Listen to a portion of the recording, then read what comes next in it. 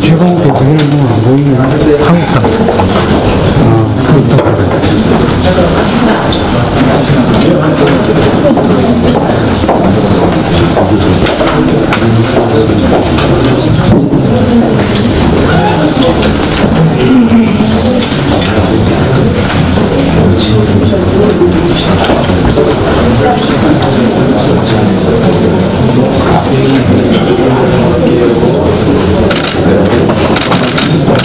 박주현님이 하고 있었어요.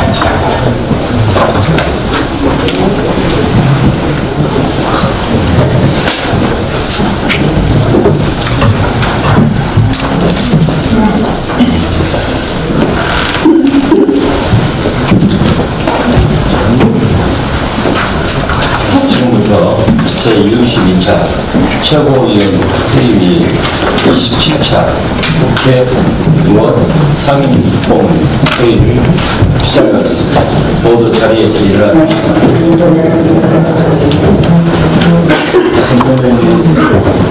국회에 대한 경례.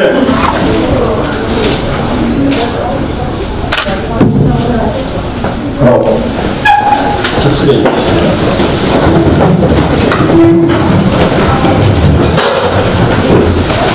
먼저 회의 선언 및 대표님의 보도가 남겨있습니다.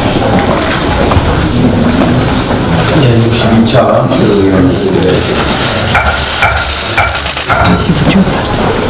상해 가을을 다녀왔습니다. 짧은 1박 2일 시간이었지만 할인 정면 대통령 상해 임정 대통령을 기념하는 영화당의 정신을 드러내는 영광인 일정이었다고 생각합니다. 재산도 버리고 가족도 버리고 목숨까지 버렸던 소녀들의 숭고한 정신 앞에서 저절로 머리가 쓰러졌고 민주공화국을 선언한 지 100년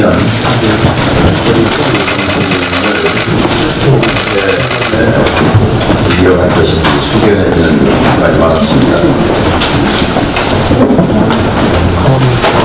또 지난주 이번주 5.18을 짓밟는 세력에 대한 투쟁의 맨 앞장에 민주평화당이 서 있었습니다.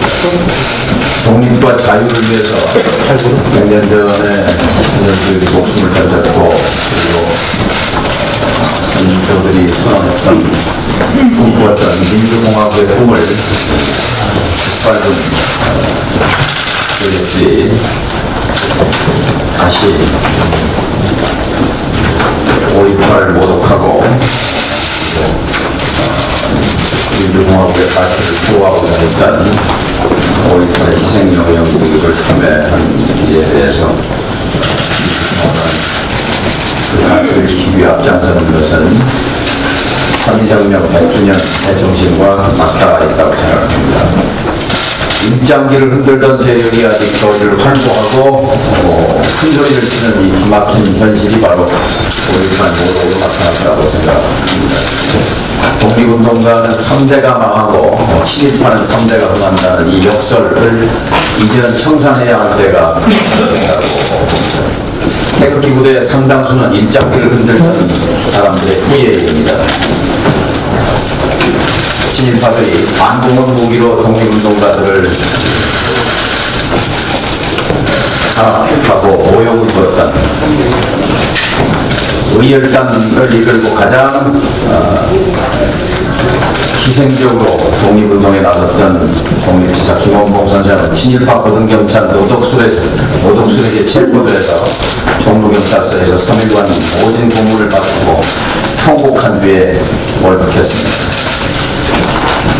독립운동가들의 정신을 오늘 새기는 것이 3.1혁명 100주년을 제대로 기리는 것이라고 생각합니다. 한 번도 친일파 청산의 역사를 갖지 못한 북부로운 공화국 100년의 역사이더라도 민주평화를 앞장서서 친일 잔재 문화를 걷어내기 위해서 상해 현장을 최고위원회에서 친일 잔재 문화 청산 특별위원회 구성을 결의하고 그 위원장에 장정숙 임명했습니다. 장정숙 특별위원장을 중심으로 곧바로 친일 잔재 문화 청산 활동에 나설 것입니다. 감사합니다. 네, 이어서 해명원 원내대표님 발언이겠습니다. 정말 그런 상해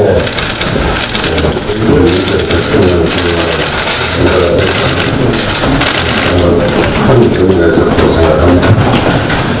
거대 양당이 이전 후에 국회가 장기간 공정하고 있어서 국민들께 송구할 자리 없습니다.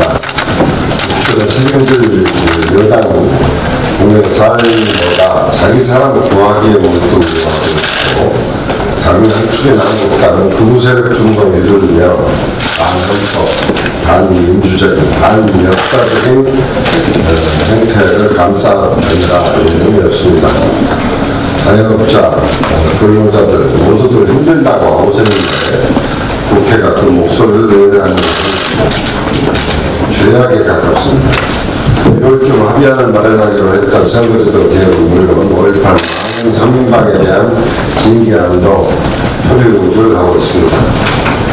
경산위에서 합의안 탄력근로제 단위기간 확대를 위한 근로기준법, 그리고 소상공인 주택법을 소상공인 기본법, 사립유치원 비리근절법 등 민생 법안을 하루속히 시급히 처리해야 합니다.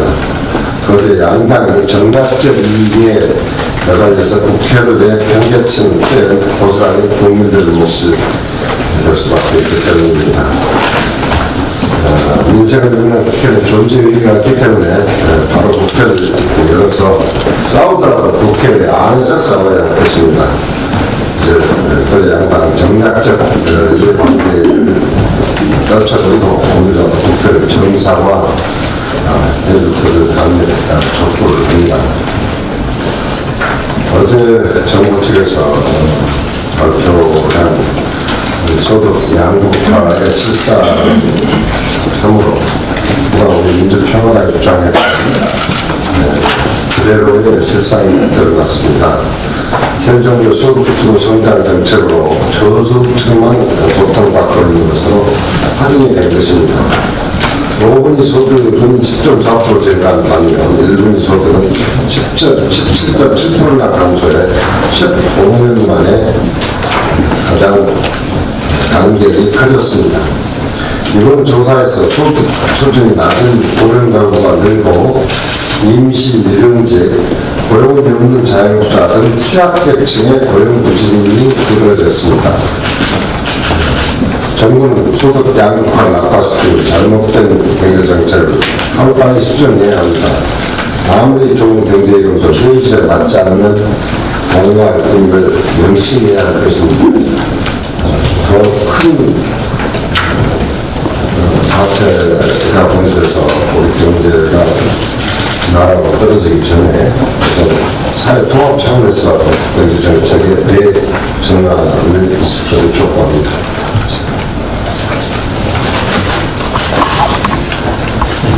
이어서 상임고문이신 정대철 고문님의 보도 발언이었습니다. 국무회장이 단세를 두고 있습니다. 자, 그래서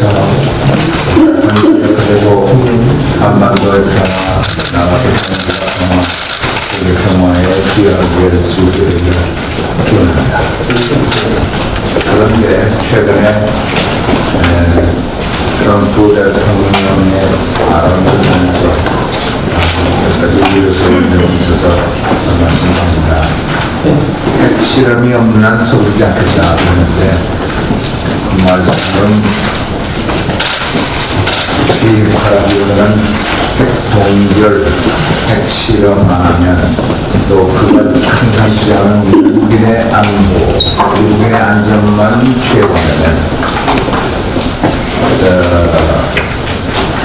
핵을 갖고 있어도 운반수단인 RCBM, 대륙간 탄도위로 탄만 공동 안전하는 것이 전제로 되는 미국의 정책은 대한민국과 또 일본까지 포함한 자유주의 안보가 상당히 걱정스러운 것으로 있습니다. 거기다가 한국 대통령이 좋은 뜻으로 비핵화를 유도하는 수준으로 경협과 제재 완화라는 말은 정확히 안 했지만 경협하려면 제재 완화가 따라야 됩니다. 그걸 해야 된다. 그 자체를 참 좋은 말입니다. 그런데 비핵화는 하지 않고 경협과 제재 완화는 트럼프가 받아들이려면 이건 비밀입니다. 이건 제압입니다. 그럴 가능성도 아주 없고, 아주 없지 않고, 또 이것과 함께 트럼프는 평상시에 동맹에 대한 값어치를 높지는 않습니다. 또한 주한미군 내지는 주일미군에 대한 값어치는 높이 평가하지 않습니다. 언제든지 걷어냈으면 좋겠다라고 여러 군데서 얘기하고 전직 국방장관이나 전직 안보보좌관들에 의해서 많이 말려줘서 이 정도지 그냥 내버려뒀으면 마음대로 할 수 있을 가능성이 있는데 그 두 분들이 다 나가서 이번에도 충동적으로 저번에 싱가포르 회담 끝나고 한미 연합훈련을 아무 사전 예통이나 언론 없이 걸어올렸듯이 이번에도 덜컹 주한미군의 감축 같은 걸 얘기를 해버리면 이거 아주 난감하지 않을까 이렇게 생각이 들어서 우려스럽습니다. 그렇게 되지 않기를 바랍니다만은 제가 늘상 얘기합니다만 결과적으로 지금 이런 식으로 하면 북한은 핵 보유국으로 당분간 갈 수밖에 없는 상황이고 사실상 핵도 있고 또 김정은 트럼프의 이런 충동적인 성격과 국내적으로 온궁한 상황을 잘 이용해서 대탐 소식 큰 걸 취하고 적은 거 그런 말이 있으면 모르겠습니다만 사실상 큰 걸 취하고 작은 거 해서 실질적으로 지금 실무회담 같은 건 거의 하지 않고 트럼프를 직접 만나서 결과를 얻어내는 전략을 뻔히 보입니다. 그렇게 잘못되는 경우는 일본 신문이나 한국 신문일보에서도 김정은이 트럼프를 데리고 놀고 있다 뭐 이런 말까지 나왔는데 그렇게 되지 않기를 기원하면서 좋은 결과가 나와서 바라는 한반도의 평화가 이루어지길 정말 바랍니다. 이상입니다. 이어서 박주영 수석대변인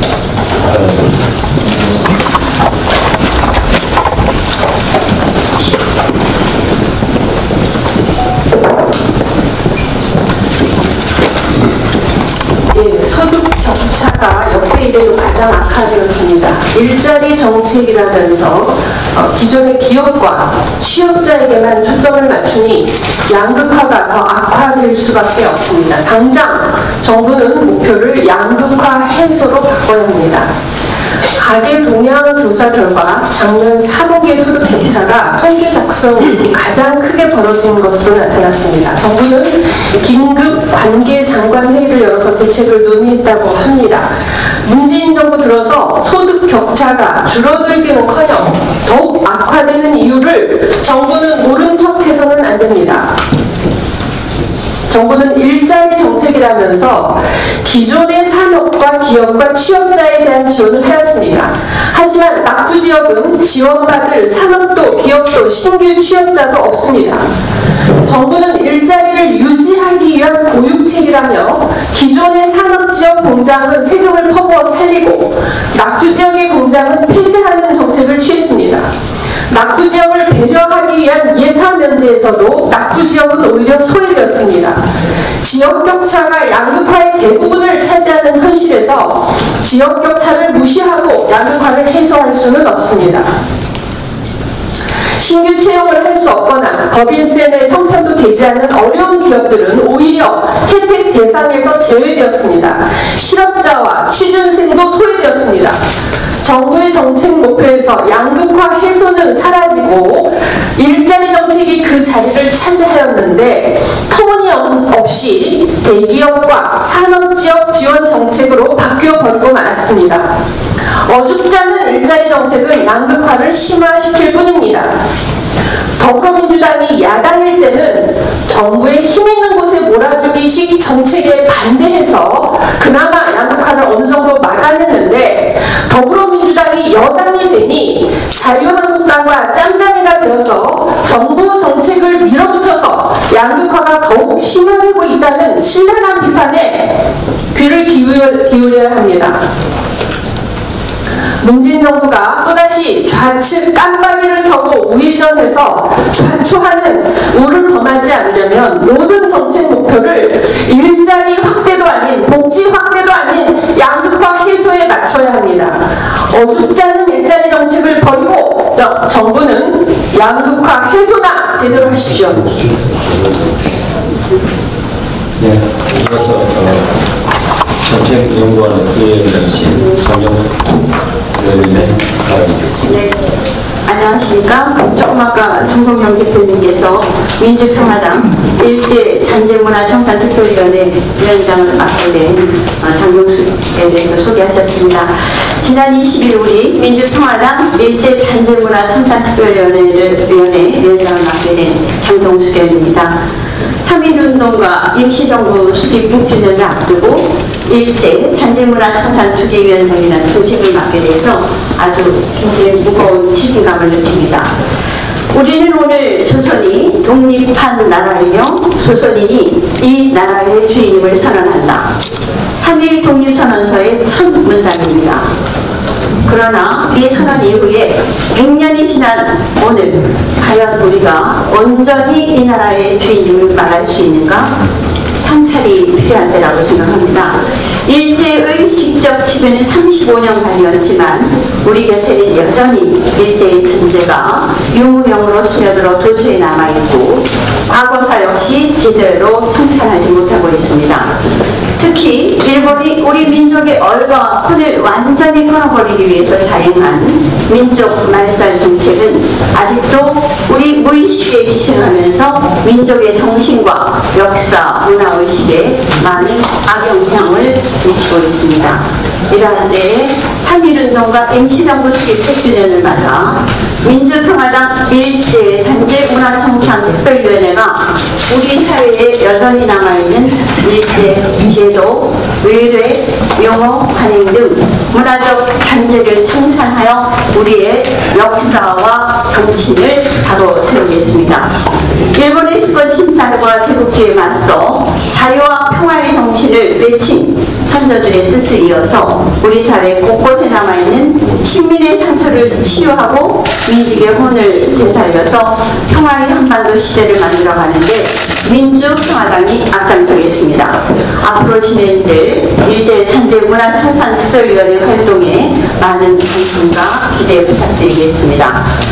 이어서 5.18 대변인으로서 오늘 논평을 들어가도록 하겠습니다. 오늘 논평의 제목은 공당의 품격이 아니다. 어느 사회에나 확신법은 있게 마련이다. 공통점은 그 주장이 대부분 사실무근이라는 점이다. 사회적 주목은 불가능하고 당연히 주요 언론들도 다르지 않는다. 하물며 신성한 국회에 불러들여 대중 연설의 기회를 주고 의원들이 동조주장까지 늘어놓는 일은 상상조차 할 수 없는 일이다. 심한 언도 문제지만 정작 더 큰 문제는 자유한국당이라는 말이다. 그런데 나경원 원내대표는 반성은커녕 국민을 선동하려 한다. 평화, 민주, 정의 상당히 추진하는 5.18 역사 왜곡 처벌특별법에 대해서 역사적 사실에 대한 해석 발언을 중범죄로 처벌하겠다는 것이고, 정권이 자신의 이념에 반대하는 국민들에게 철퇴를 가하겠다는 것이라고 말했다는데, 잠시 역사 교과서를 밀어붙이던 박근혜 정부에 대한 당시 야권의 비판을 인용하는 줄 알았다. 제1야당의 원내대표가 최근 벌어지고 있는 5.18 정신 모독에 관한 논점을 파악하지 못한 채 심각한 착각과 혼란 상태에 빠져있는 것을 우려하지 않을 수 없다. 왜곡, 날서로 명예를 훼손하고 공공의 이익과 질서를 해치는 확신범들의 준동을 막기 위한 최소한의 기준을 만들자는 것이 국민에게 철퇴를 가하는 행위라는 말인가. 나 원내대표는 앞으로도 그런 짓에 편승해서 새 결집이나 도모하고 국민을 불안하게 만들어서라도 정치적 이익이나 편취할 생각인가. 말기적 정치 행위를 즉각 중단하기 바란다. 더 이상 국민을 우습게 보지 말고 자유한국당의 공당의 품격을 갖출 수 있도록 소속 의원들과 함께 노력하기 바란다. 이상입니다. 대표님, 지금 저희가 피켓 홍보를 관심과 2월 1일 날 상해 임시정부에서 우정원, 김정원 교인들의 기념사진을 보고 기념 촬영하도록 하겠습니다.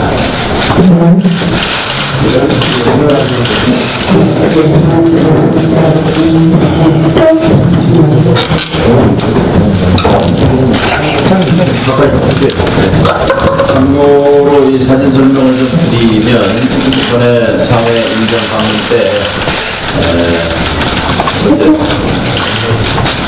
그저께요 현장을 답사했습니다. 100년 전에 사회 인정 수립 2주년을 맞아서 1921년 1월 1일 날 인정 요인들이 첫 번째 줄 왼쪽에서 세 번째가 김구전 선생이고, 두 번째 줄 왼쪽에서 일곱 번째가 김만 박사입니다. 지금 영안 백화점이라고 해서 고풍스러운 백화점과 음식점으로 당시에는 대동여관, 대동여사로 인정 요인들이 여기서 회의도 하고 식사도 하고 먹기도 하고, 특히 세상 안창호 선생이 여기 오래 유숙했던 이곳에는 역사적인 의미가 큰 장소, 100년 된 건물인데요. 다시 이걸 리모델링 한다고 해서 총영사관 측에서 옥상에 있는 임정 요인들의 기념사진의 현장으로 남아있는 역사적 장소를 보존해달라고 요청하겠습니다. 이 사진을 들고 우리가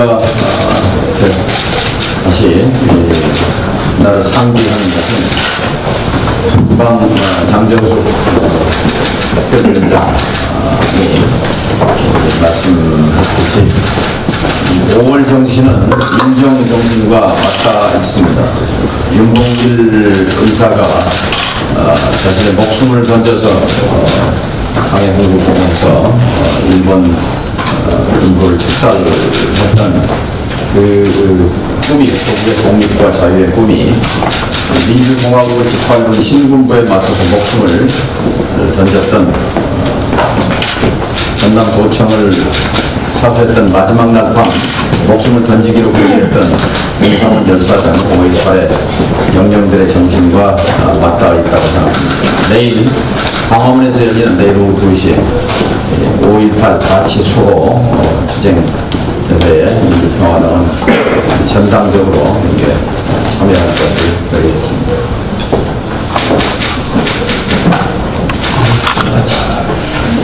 자, 이거 구호 하나만 하죠. 자, 기억하자. 상해 임정 순국 소년들의 조국의 독립과 자유 그 정신을 기억하자.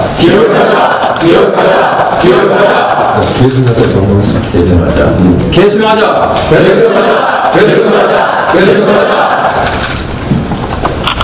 감사합니다.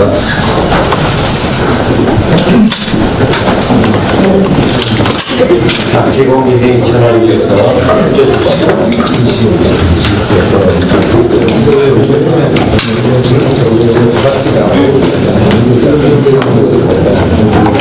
이동희 선생님은 내가 무슨 조자가